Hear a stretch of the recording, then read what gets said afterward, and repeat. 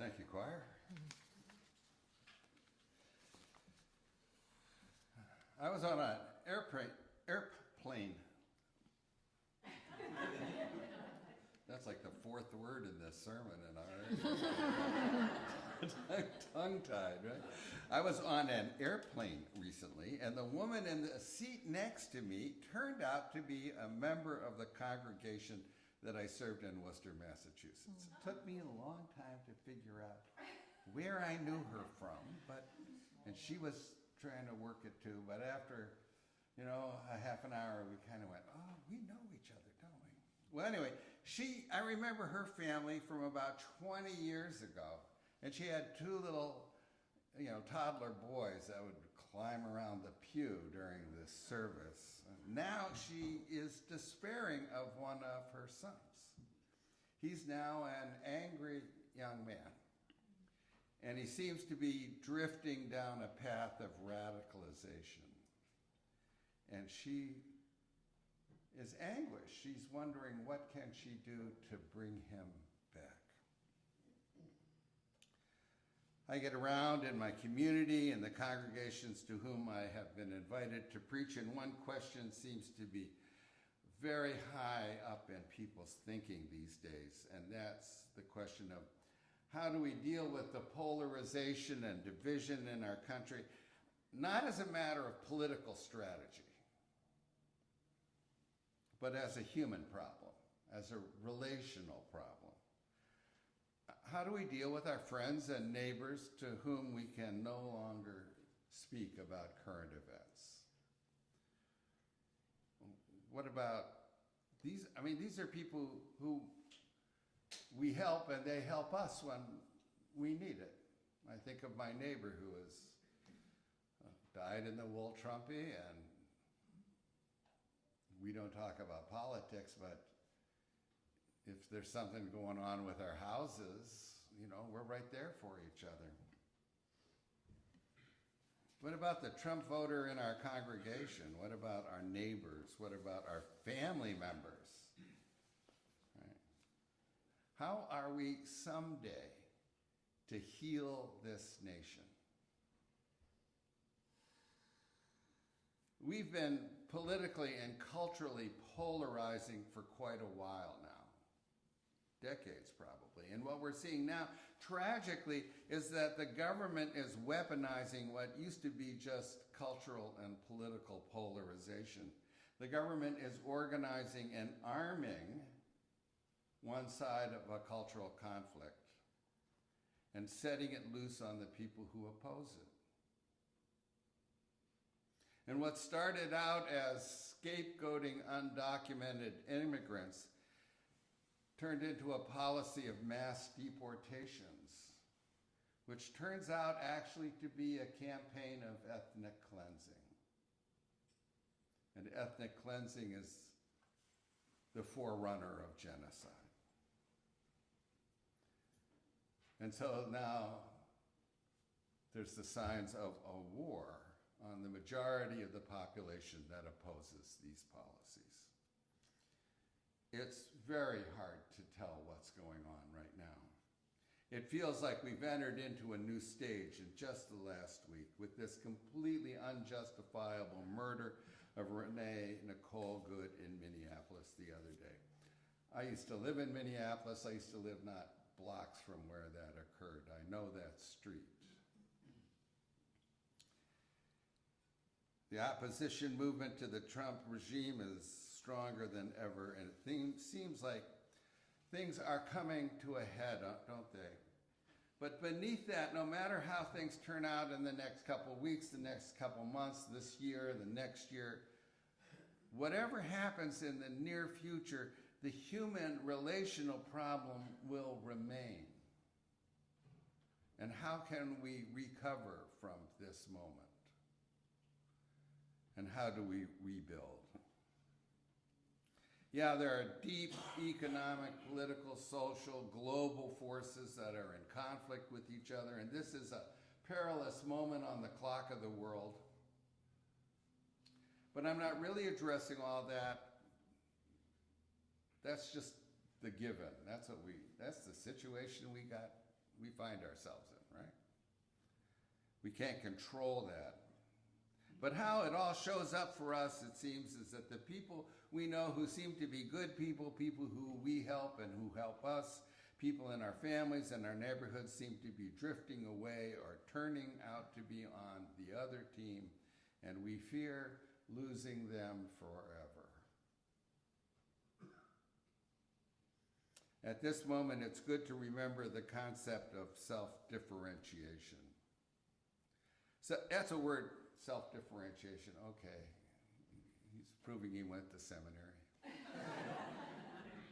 It's a word that comes actually out of the world of psychology and family systems.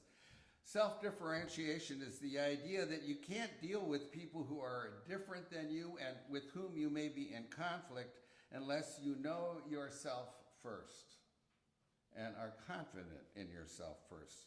Because once you know yourself, you're less anxious and you can see others more clearly and you can relate to them with less anger and fear. Self-differentiation is what makes it possible for you to continue to be in a relationship with someone with whom you are in conflict. I don't know how this chapter of our history will come to an end, but I know it will, because all chapters come to an end. But what we can do to bring that day closer is to be true to ourselves, to know ourselves, and to relate without fear and anxiety with those who are on a different path. In an emotionally chaotic time, with calmness comes influence. So who are we?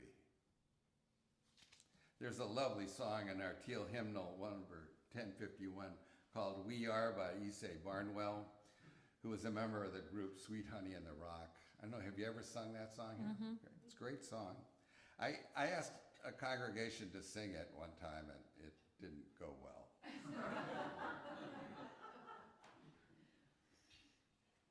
So let me just quote some of the lyrics. She says, we are our grandmother's prayers and our grandfather's dreaming.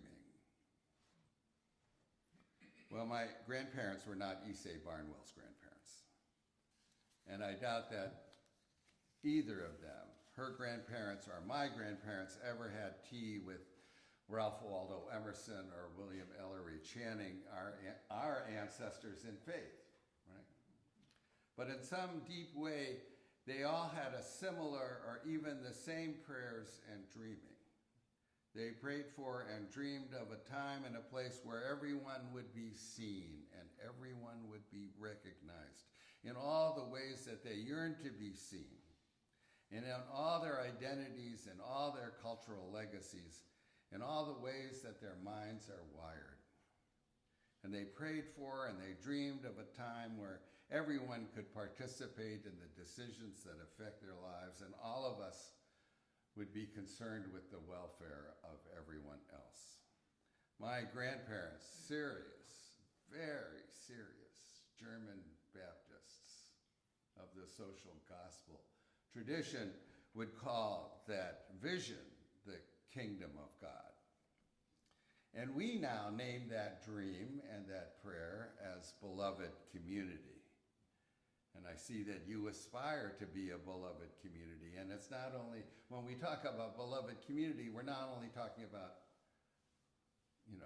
ourselves, but the world that we dream of, the world that we're fighting for, a global, loving community.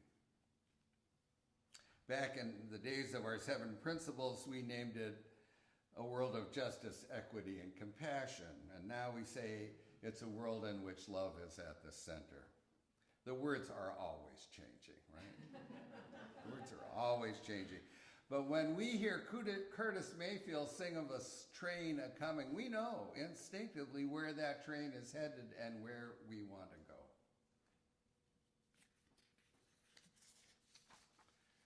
We have to know ourselves. We have to remember that out of all the religious groups in America, we're in some ways unique in that we were created in our American version, though our roots go much back further, and our institutional roots, as you well know, go way, way back. But the Unitarianism and Universalism in their American versions were created in the generations after the Revolution of 1776. That generation, which is now, we're talking about the 1820s, 1830s, 1840s, those are people whose parents made the revolution, whose grandparents made the revolution. And they were wondering at that point what that all meant and how do they live up to that. In the way that maybe some of us look back at the greatest generation who fought World War II, or in that generation of Fannie Lou Hamer and Dr. Spock and all the heroes of my childhood.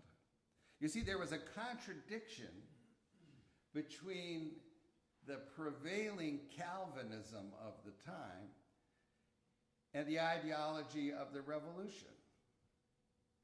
The prevailing religion, Calvinism, said that humankind was inherently depraved and sinful, and that God creates governments among human beings to control our sinful nature. And the revolution, the ideology of the revolution said that human beings are entitled to self-government, and that we create governments among us to preserve our rights to life, liberty, and the pursuit of happiness. Those two ideas were at mix, and so they created this new religious tradition whose ultimate faith is in human freedom and human flourishing. And of course, you know, the history of Unitarianism is very long and complicated and steps forward and steps back and this way and that way, you know. But in 1964, the Reverend Dr. Martin Luther King addressed our General Assembly and urged us to quote, his title of his speech was, "Do not sleep through the revolution." Well, you know, what you use hit the snooze button a few more times.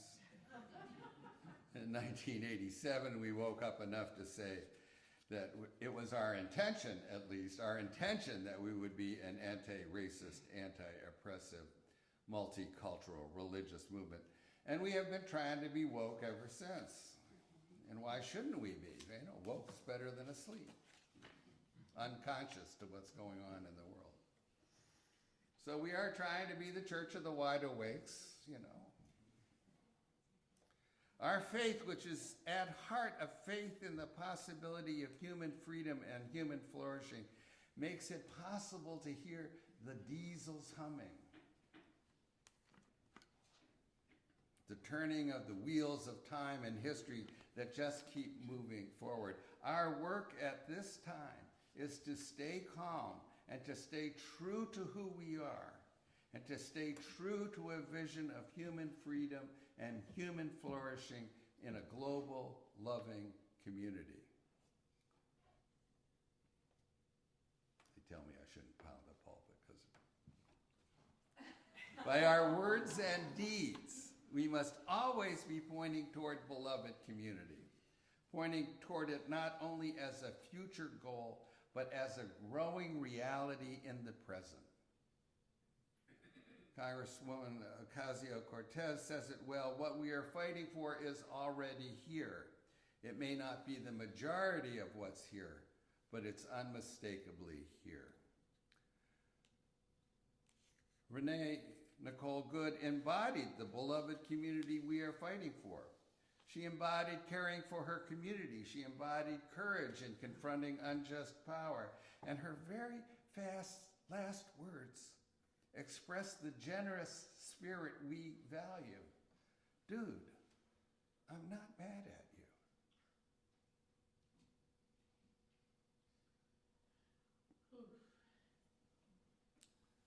you. Yesterday and today, tens of thousands of people mourned her death and called our nation to turn from exclusion and death and toward welcome and life.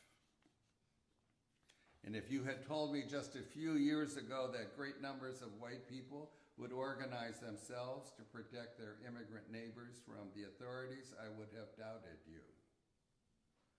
Just as I would have doubted you over 5 years ago if you told me that millions of white people would take to the streets to protest the police killing of black men, black people.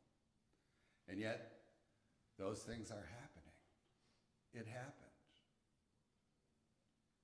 What we are fighting for is already here and is growing all around us. A train is coming. People get ready, a train is coming, and it is headed to beloved community, and everyone is invited. The tragedy of this present moment of polarization is that there are many who do not believe that they are invited. They think they have not been invited, so they don't want to go. I didn't want to go to that party anyway. Those people are dumb. They think they have not been invited, so they don't want to go.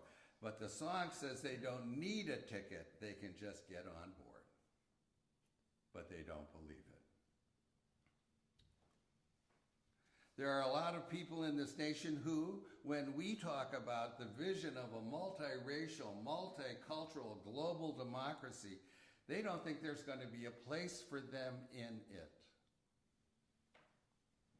So we have to make that invitation explicit. There are a lot of young white men, like my former congregant's son, who think they need a ticket to get on the train, and they don't think there's going to be a ticket for people like him. But they don't need a ticket. They just need to get on board.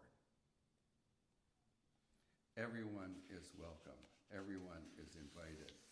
We welcome all who welcome all. Our message is simple. Stop hating and fearing and dehumanizing, and you will find yourself surrounded by love, by loving friends, and a loving community. What we want for ourselves and for those we care for is already here. There is no magic words that can communicate the sincerity with which our invitation to beloved community is being extended. But your words and your examples are the way that we communicate. We don't have to argue. We don't have to debate. Well, that's always fun too, but we don't have to argue. We don't have to debate. We just need to keep inviting people into beloved community. And it would be good for us to remember that most of us have refused the invitation ourselves at some point in our lives. Is there anyone in this room who was on the forefront of every social movement that came along in their lives? Nobody, has anybody in this room not had that experience of going, well, wait a second, that's like too far for me? Or what are they up to? Or responded to a desire for change with suspicion. What do they really want?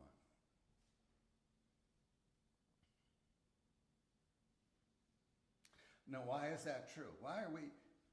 Well, it's because the world changes faster than we do. The world changes faster than we do. And so we spend most of our life trying to catch up with it. And sometimes as you get older, your legs are slower and it's harder and harder to catch up with it. But, you know, that's the work we try to do. If we remember to think that about ourselves, we should be able to be calm with those who are angrily rejecting the invitation that they think has not been offered to them. You know, when I was in seminary back around the turn of the century, Oh, the talk was in our Unitarian Universalist Association. The talk among some of us seminarians was, is there actually a place for us? I'm talking with a group of straight white men, straight white cis men. Is there really a place for us in this denomination anymore? In our paranoia and suspicion about a multicultural, multiracial ministry, was there really a place for us, we thought? I just know that gracious people, women, people of color, black people, other men in this denomination kept extending the invitation to us again and again, even when I was sure they didn't mean me. They gave me the benefit of the doubt until I could return it. The ticket is not the only obstacle. The young white man who has been told that he carries a lot of privileges compared to others may think that's why he isn't going to get a ticket. And actually, to be truth, he doesn't want to get on board if he can't take his privileges with him. His privileges are his baggage. And he doesn't need them anymore, not where we are going. Don't need no baggage. You just thank the Lord.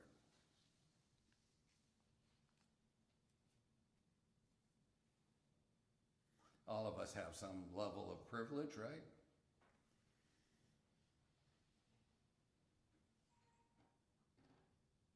It's weighing us down. You find it impossible to give it up, except for in this situation or that situation, but usually your privilege it's in partly in what other people think about you, and so there's nothing you can really do about that. So all you can do with your privilege, you can't give it up, you can only use it. You can only use it to invite other people along. Don't need your baggage. You just thank the Lord. Well, I'll leave you to unpack the phrase, thank the Lord, any way you want. But we do need to be thankful, and we do need to end in a spirit of gratitude. So let us be grateful for all the people who extended the invitation to us when we were reluctant and resistant. And let us be thankful for this religious tradition, which keeps pointing toward a hopeful outcome in the midst of all of this mess. And let's be thankful for our ancestors, both in this faith tradition and in our own families and communities, whose dreams and prayers we carry. And let us be thankful for our children and grandchildren and descendants who will get to work on building the community that we dream of. And let's be thankful for the democratic traditions of this nation, imperfect as they are, which gives us the space to fight. And let us be thankful, finally, let us be thankful that we get to live in these times when history has slipped its leash.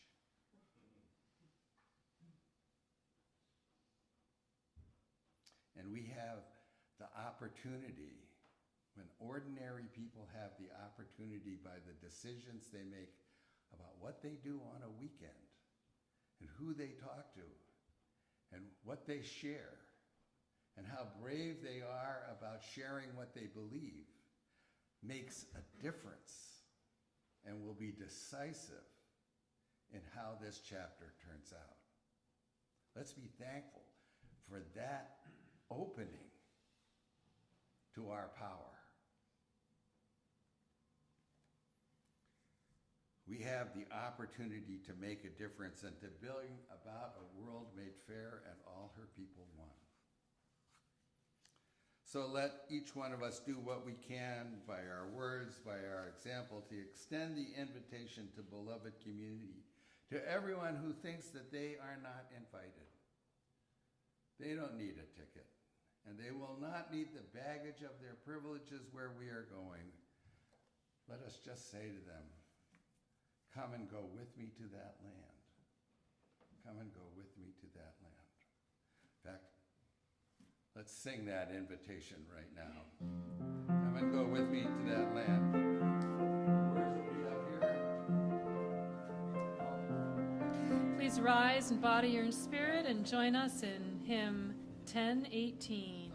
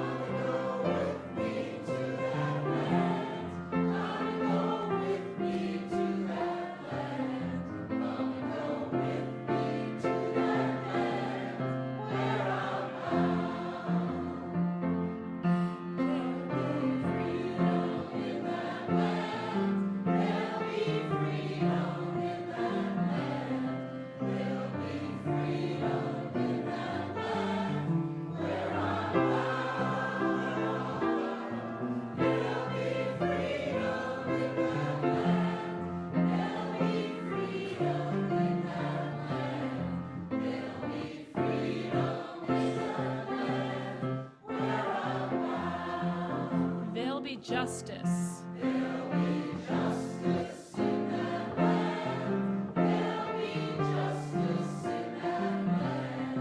There'll be justice in that land. Where I'm bound. There'll be justice in that land. There'll be justice in that land. There'll be justice in that land. They'll be singing. They'll be singing in that land. They'll be singing in that land. They'll be singing in that land where I'm bound. They'll be singing in that land. They'll be singing in that land. They'll be singing in that land.